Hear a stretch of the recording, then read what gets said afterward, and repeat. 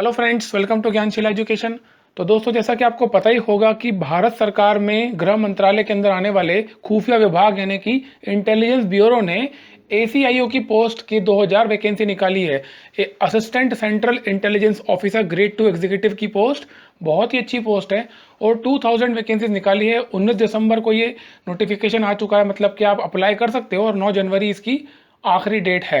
अब कई सारे डाउट्स बच्चों के मन में आ रहे हैं इस जॉब को लेकर के, इसकी एप्लीकेशन फॉर्म को लेकर के, जैसे कि ये जॉब जो है ये परमानेंट है या टेम्परेरी है।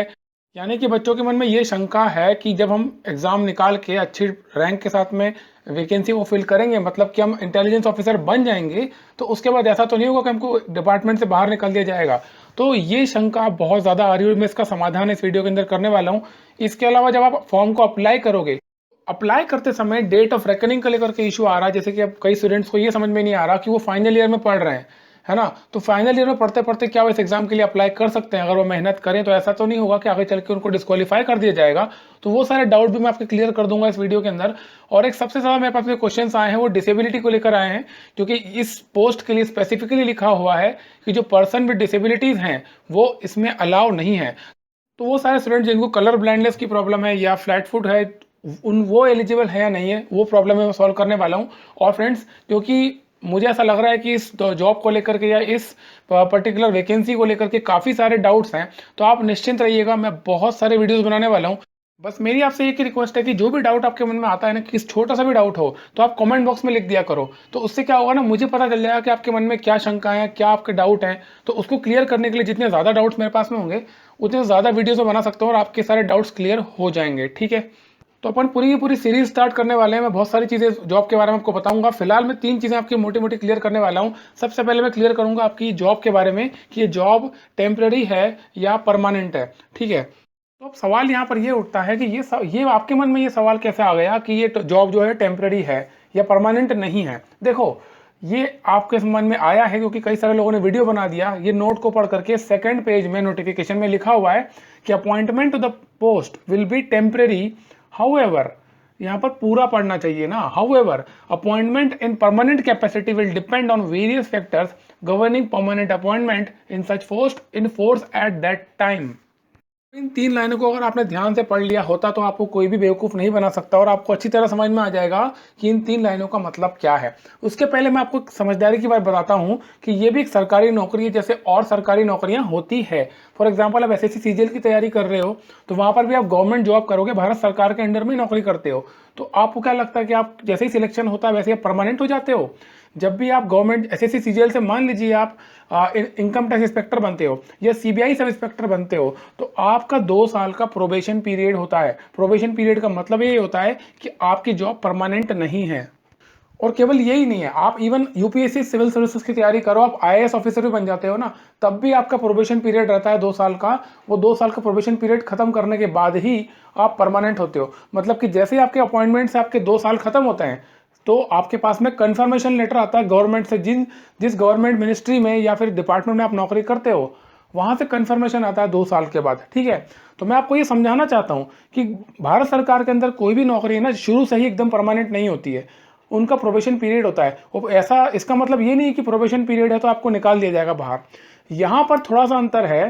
टेम्परेरी तो ये जॉब भी है और सारी जॉब भी होती है। इसमें अंतर क्या है फ्रेंड्स, एक बात आप समझो, ये है खुफिया विभाग की नौकरी, है ना, इंटेलिजेंस की नौकरी है ये। अगर आप ये मंशा रखते हो कि आपको 9 to 5 नौकरी करना है, आपको आराम की लाइफ जीना है, मतलब कि आप सैटरडे संडे ऑफ चाहते हो, सुबह 9 बजे ऑफिस गए, 6 बजे वापस घर आ गए और उसके बाद ऐसा कोई इशू ना हो, है ना, तो फिर आपके लिए नौकरी नहीं है। अगर आपके अंदर पैशन है, अगर आपके अंदर देश के लिए कुछ करने की भावना है ना, और उस सिस्टम से आप जुड़ना चाहते हो जो सिस्टम ये 24 घंटे 7 दिन काम करता है। जैसे कि मैंने आपको पहले भी वीडियो बना के बताया था कि इंटेलिजेंस की नौकरी ऐसा नहीं होता है कि 9 to 5 होती है। जब आप इंटेलिजेंस के लिए, मतलब भारत सरकार की खुफिया विभाग के लिए काम करते हो, तो आप 24 घंटे 7 दिन काम करते हो। ठीक है, तो वो पैशन अगर आपके अंदर है तो आप इस जॉब के लिए सूटेबल हो, अदरवाइज इसके लिए आप अप्लाई मत करो। तो यहाँ पर जो टेम्पररी शब्द लिखा गया है ना, वो इसीलिए लिखा गया है क्योंकि वो लोग आपको ट्रेनिंग देंगे, है ना, अलग अलग जगह पे ट्रेनिंग होगी। फिर आप जब काम करोगे ना इंटेलिजेंस के लिए, तो कई सारी सीक्रेट इन्फॉर्मेशन होती है जो इंटरनल सिक्योरिटी से जुड़ी हुई होती है, जो डिपार्टमेंट की फंक्शनिंग से जुड़ी हुई है, वो आपको आपके साथ शेयर की जाएगी, वो आपके संज्ञान में आ जाएगी। और जैसे ही आपको ये सब चीज़ें पता चल जाती है तो आप फिर गवर्नमेंट की लायबिलिटी बन जाते हो। तो यहाँ पर एग्ज़ाम तो केवल एक पहली सीढ़ी है, समझ लो। आप एग्ज़ाम तो पास आप करोगे ही, और एग्ज़ाम पास कर करके आप उस तरफ जा रहे हो, ये बात ठीक है।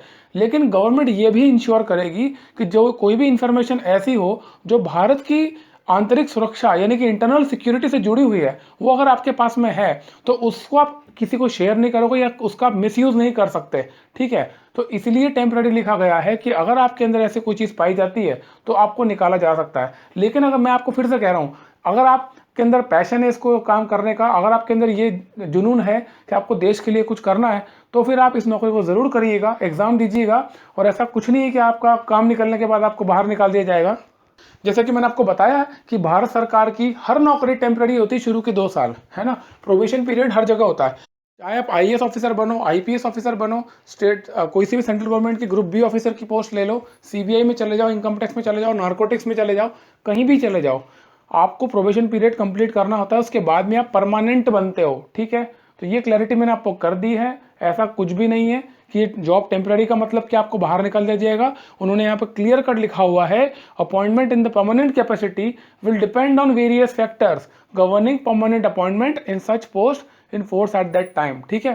तो एक लाइन में समझा रहा हूं मैं आपको, अगर आपके अंदर पैशन है कि देश के लिए कुछ करना है, अगर आप चाहते हो उस सिस्टम से जुड़ना जो सिस्टम देश की इंटरनल सिक्योरिटी के लिए, आंतरिक सुरक्षा के लिए दिन रात काम करता है, और ऐसी नौकरी एक्चुअली ये है, ये बात सच है कि इस नौकरी को इतना एक्नॉलेजमेंट नहीं मिलता, क्योंकि आप किसी को ये बता नहीं सकते कि मैं इंटेलिजेंस ऑफिसर हूँ। बट एक सेंस ऑफ प्राउड जो आपके अंदर होगा ना, वो फीलिंग जो होगी वो हर किसी नागरिक के अंदर नहीं हो सकती। एक सामान्य नागरिक वो फील नहीं कर सकता जो आप फील कर सकते हो, बिकॉज एक्चुअली में आप देश की सेवा कर रहे होगे और किसी को पता नहीं होगा।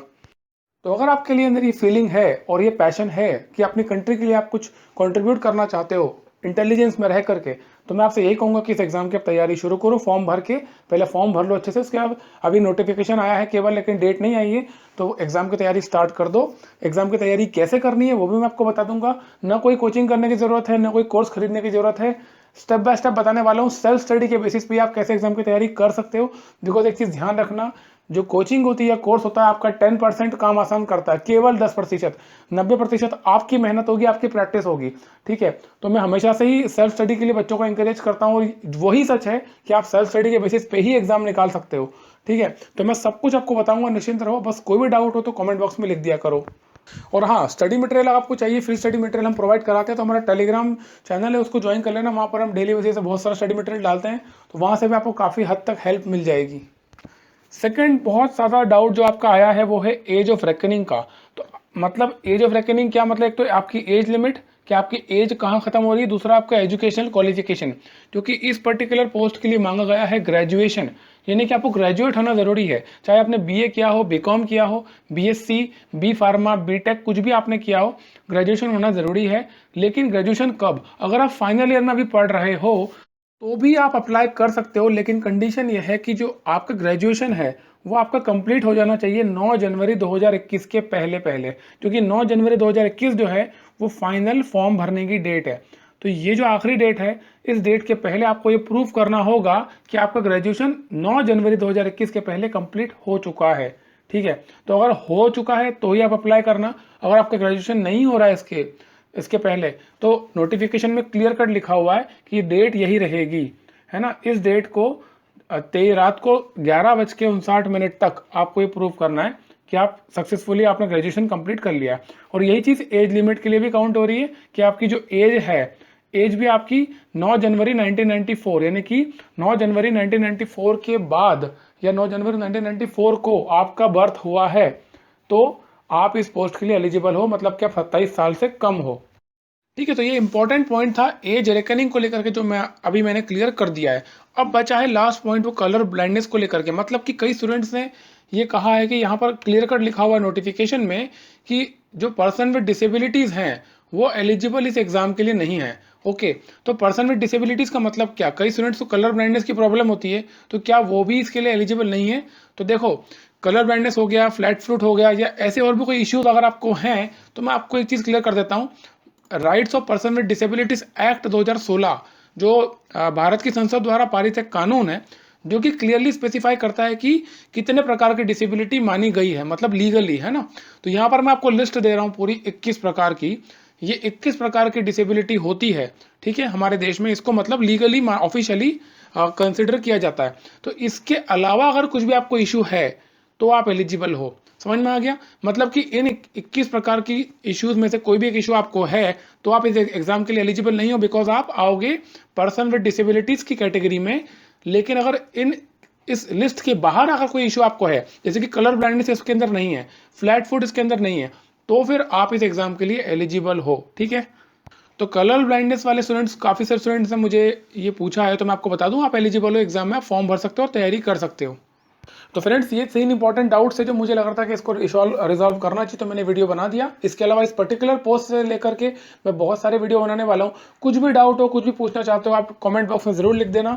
कंप्लीट जॉब प्रोफाइल में बनाने वाला हूँ। ACIO की क्या जॉब प्रोफाइल होती है, क्या काम होता है, कितना पावर होता है, पोस्टिंग कैसी होती है, प्रमोशन कैसा होता है, सैलरी क्या होती है, कैसी लाइफस्टाइल होती है, ये सब कुछ मैं आपको बताने वाला हूँ। तो चैनल को अगर आपने सब्सक्राइब नहीं किया तो प्लीज़ सब्सक्राइब करके बेल आइकन दबा देना, ताकि जब भी मैं कोई इंपॉर्टेंट वीडियो बनाऊंगा आपको तुरंत एक अपडेट आ जाएगा। कोई इंपॉर्टेंट आपको स्टडी मटेरियल चाहिए, फ्री स्टडी मटेरियल, तो हमारे टेलीग्राम चैनल को ज्वाइन कर लीजिए, वहाँ पर आपको बहुत कुछ मिल जाएगा। ये वीडियो अच्छा लगा हो तो प्लीज़ लाइक ज़रूर कर दो, चैनल को सब्सक्राइब कर लेना। वीडियो को यहाँ तक पूरा देखने के लिए थैंक यू सो मच।